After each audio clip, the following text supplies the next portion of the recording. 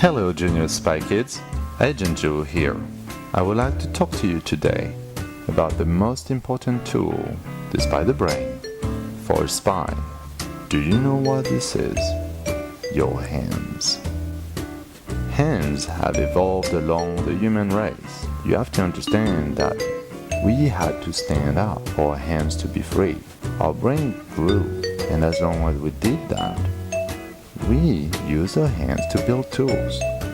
This made us the animal at the top of the animal kingdom. And to this day, we still rule the earth. Now, do you know your hand? Let's trace our hands. Both hands. For that, you need a piece of paper and a pencil. One hand.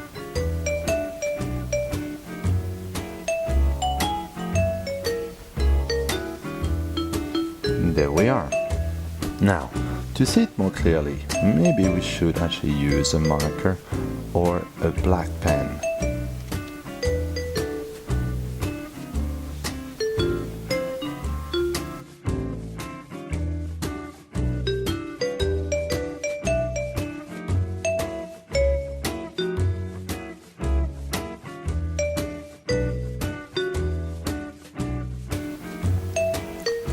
Now, looking at them carefully, we could think that they are identical, but they are not.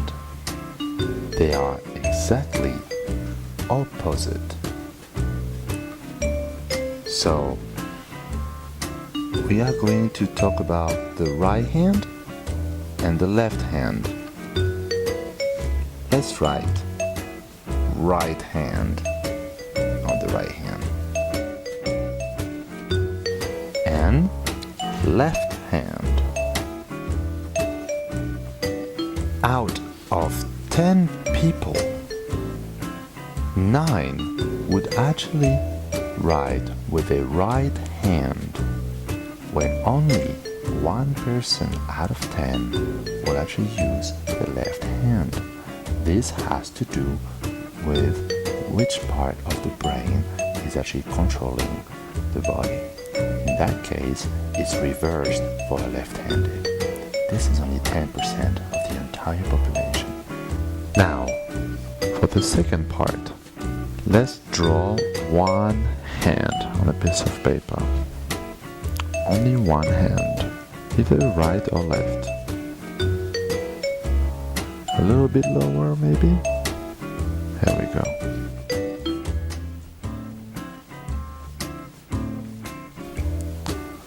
There. I will teach you the name of our fingers. Let's start with the shortest one or the biggest one, the thumb. Thumb.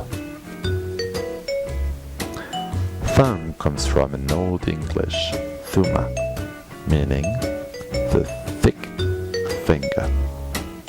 The second digit of the second finger is called index finger. Index comes from the Latin language indico. Indico means to point out, and we use this finger to point at things or people. Index finger. The third digit is called middle finger. Middle finger, because the finger is in the middle. The fourth digit is called the ring finger. We call it this way because this is the finger we use to wear a ring. Happy? Are you wearing a ring? There, see? The ring finger has a ring. Now for the fifth digit, we call it little finger. This one is quite easy, right? So let's come back to the beginning and read it one last time. Thumb, thumb, index finger, index finger, middle finger, middle finger, ring finger, ring finger, and little finger, little finger. We also call the little finger the pinky. I'm sure you heard about it. That's it for the name. Now, before we go on with this hand, I would like to tell you about a fun fact.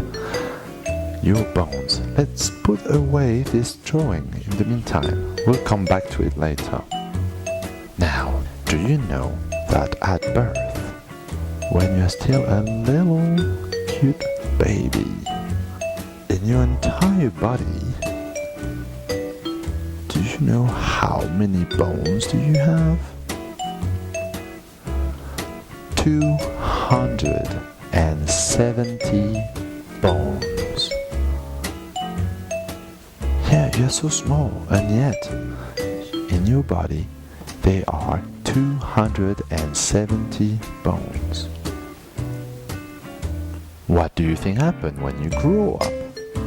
When you are an adult, like your mom or dad? They're much bigger, right? How many bones do you think they have then? 300? No? More? Well, 206 bones. Wait, what? What happened to the bones? When we're born, we start with 270 bones. But when we grow up big and strong, we are left with only 206 bones? What happened? Well, bones, when they're all together, sometimes they fuse. And this is what happened. Many bones in your body when you're a baby started to fuse to make actually bigger bones. This is what happened when we grow up.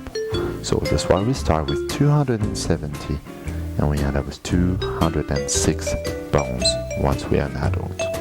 Now that you know how many bones we have in our body, let's come back to our hands, the one with the labels. We are going to draw the bones in our hands. You can follow the file that we give you. You can download it and print it. You have to draw these bones very precisely. Don't rush it. Take your time. This is very important for the next step.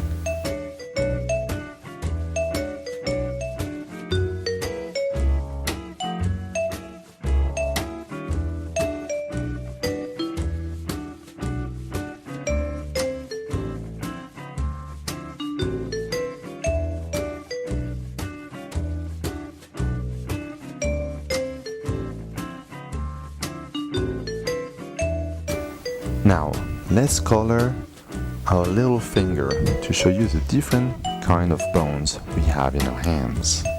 Let's start with the distal phalange. This one is at the tip of our finger. Distal phalange. Let's read one more time. Distal phalange. Now, the second phalange is called intermediate phalange. We're going to color it in blue. Intermediate phalange. Now for the third phalange, we're going to use green, and it is called the proximal phalange. Proximal phalange. This is the last phalange. So we have three phalanges: the distal phalange, the intermediate phalange, and the proximal phalange. Now, we're going to talk about the bones in your hands following your fingers. We're going to color it in yellow, and this one is called the metacarpal. The metacarpal. Metacarpal. There we go. Last but not least, the carpal bones. We're going to use purple. Carpal. Carpal bones are the bones that form the wrist.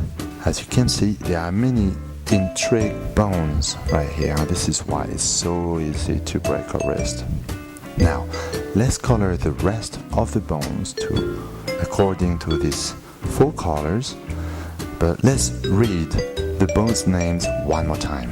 Distal phalange, intermediate phalange, proximal phalange, metacarpal, and carpal. Now let's color the rest, all the bones, according to this color coding.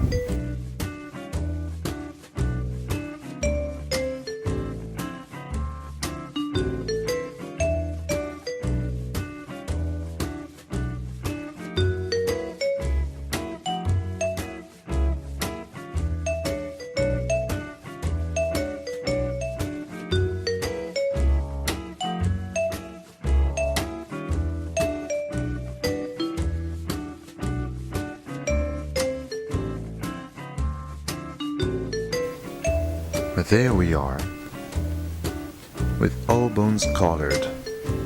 Do you know how many bones do we have in each hand? Well, there is one way to figure it out. Let's count it. I'm gonna start, but I'm gonna let you finish. So, 1, 2. So you can use a black marker or a black pen just to write on top of the color. It will help you count all these bones. Now, let me know how many bones you found